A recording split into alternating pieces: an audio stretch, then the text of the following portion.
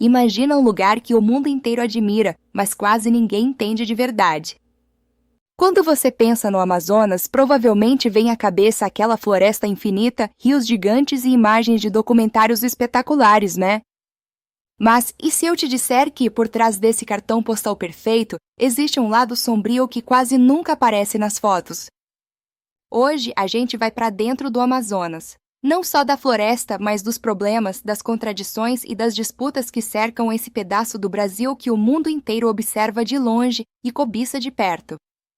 Antes de falar do lado sombrio, a gente precisa entender por que o Amazonas parece um lugar quase mágico. Imagina olhar para o horizonte e não ver fim, só verde. Rios tão largos que mais parecem mares. O encontro das águas do Rio Negro com os Solimões, aquele fenômeno em que dois rios se encontram, correm lado a lado sem se misturar por vários quilômetros, parece até montagem, mas é real. Ali está a maior floresta tropical do planeta. Um ecossistema tão complexo que a ciência ainda nem conhece todas as espécies que vivem lá. Andar pela mata é como explorar outro mundo. Cada som, cada cheiro, cada cor revela algo novo. Mas o Amazonas não é só natureza, ele também é cultura viva. Em Manaus, no meio da selva, surge o Teatro Amazonas, com aquela cúpula colorida e arquitetura inspirada na Europa. E quando chega junho, o estado inteiro vira palco com o Festival de Parintins. Caprichoso e garantido, 2 bois, 2 cores, 2 torcidas, um espetáculo. E o sabor? No prato, o Amazonas também chama a atenção. Tem tambaqui com a pele crocante, pirarucu gigante, tucupi com jambô que deixa a boca dormente. E no centro de tudo isso está o povo. Ribeirinhos que vivem conforme a cheia e a vazante dos rios. Indígenas que preservam línguas e tradições milenares. É fácil se encantar com tudo isso. Mas e se a gente virar a câmera para o outro lado? Por trás das paisagens que viram documentário, o Amazonas enfrenta problemas que muita gente prefere não enxergar. Nos últimos anos, os índices de violência aumentaram de forma preocupante. A taxa de homicídios colocou o estado entre os mais violentos do Brasil, e grande parte desses casos acontece em Manaus, onde facções criminosas disputam território. Agora, imagina o interior. Cidades pequenas afastadas, onde o estado quase não chega. Delegacias fechadas, falta de polícia, ausência total de estrutura. Nesse cenário, o narcotráfico, o garimpo ilegal e outros crimes ambientais encontram terreno perfeito para crescer. Manaus, mesmo sendo uma capital importante, tem um dos piores índices de saneamento básico entre as capitais brasileiras. Menos de 1 em cada 5 domicílios tem rede de esgoto. A desigualdade também salta aos olhos. Manaus tem dezenas de favelas e comunidades precárias. Na saúde, o trauma da pandemia ainda ecoa. No interior, em comunidades ribeirinhas, tem gente que só consegue atendimento depois de horas, ou até dias, de viagem de barco.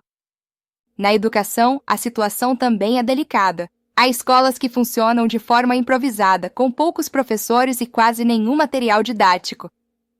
O Amazonas, que por muito tempo foi visto como a parte mais preservada da Amazônia, passou a aparecer nas estatísticas como um dos estados que mais desmata. A floresta é derrubada por grilagem de terras, avanço da pecuária, extração ilegal de madeira e abertura de ramais em áreas remotas. Mas tem um outro fator que mudou o jogo, o narcogarimpo. É a união de facções do tráfico com redes de garimpo, usando o ouro como forma de lavar dinheiro e expandir poder. Rios como Madeira, o Juruá e o Purus se tornam corredores dessa atividade. As balsas revolvem o fundo dos rios, liberam mercúrio e contaminam a água e os peixes. Quem sofre primeiro? Os povos indígenas e as comunidades tradicionais. Terras como as dos Yanomami, Ticuna, Javari e várias outras são invadidas por garimpeiros armados. O mercúrio entra na cadeia alimentar. Os peixes, que são a base da comida de muita gente, ficam contaminados. E o envenenamento é lento, silencioso, acumulativo.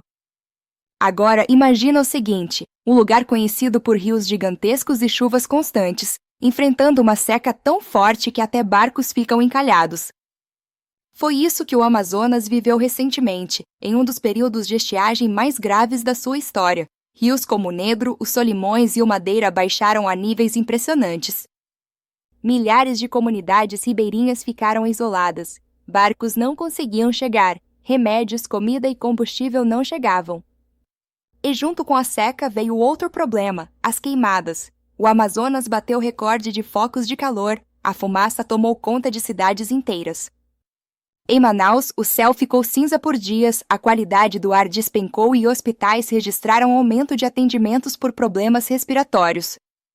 Tudo isso mostra uma coisa: o equilíbrio entre floresta, água e clima está se rompendo. Como desenvolver um estado gigante isolado por rios sem destruir aquilo que o torna único? Em 1967 surgiu uma aposta, a Zona Franca de Manaus. Só que existe um problema: logística. Manaus é uma metrópole cercada por floresta e rios. É como uma ilha sem ligação rodoviária eficiente com o restante do Brasil. A famosa BR-319, que deveria fazer essa conexão até Porto Velho, virou quase uma lenda. No período de chuvas, trechos viram lamaçal, pontes cedem, partes inteiras ficam intransitáveis. Quando é possível passar, surge outro dilema: a rodovia corta áreas de floresta preservada, ou seja, pode se tornar um corredor para mais desmatamento, grilagem e conflitos. Agora vamos ampliar o mapa, porque o Amazonas não é só um tema brasileiro, ele é assunto global. A floresta amazônica virou símbolo de proteção ambiental no mundo. A Amazônia é um território riquíssimo em recursos estratégicos, água doce, biodiversidade, minérios raros, petróleo em áreas específicas. No meio disso tudo, surge uma disputa de narrativas. De um lado, o discurso internacional que fala em patrimônio da humanidade. Do outro, brasileiros que veem nisso um risco de interferência externa. A questão que fica no ar é: quem realmente se preocupa com a floresta e quem está de olho nas suas riquezas? O Amazonas é, ao mesmo tempo, um dos lugares mais bonitos e mais complexos do planeta. É a terra do encontro das águas, do Festival de Parintins, do Pirarucu gigante. Mas também é palco de violência, pobreza, abandono, desmatamento, garimpo ilegal, seca extrema, queimadas e disputas internacionais por riqueza e poder. Quando a gente olha só para o cartão postal, parece um cenário perfeito. Quando a gente olha só para os problemas, parece um caos sem solução. A verdade está no meio. E talvez o primeiro passo para mudar alguma coisa seja justamente esse: parar de enxergar a Amazônia como um lugar distante, de filme ou de foto, e começar a entender que tudo o que acontece lá afeta a nossa vida aqui, no Brasil e no mundo,